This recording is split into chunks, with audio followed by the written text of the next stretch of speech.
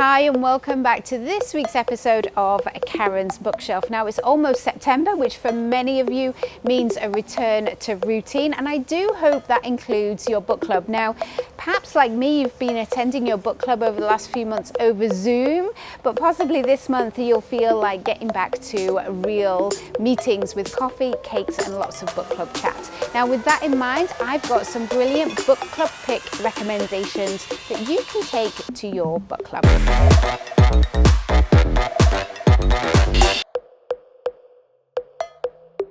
So for this category, I chose The End of Her by Shari Lapina. Many of you will know this author from her brilliant domestic thrillers, which she writes. She wrote The Couple Next Door. And this is her new book, The End of Her, which came out just last week. A couple of choices here. So To Kill a Mockingbird by Harper Lee has probably never been a more timely read. But if you're looking for a bit more of a contemporary classic, why not check out The Secret History by Donna Tartt, which is a brilliant novel about a group of students influenced by their professor. So many choices here for this category. If you haven't read The Handmaid's Tale by Margaret Atwood, do check that out.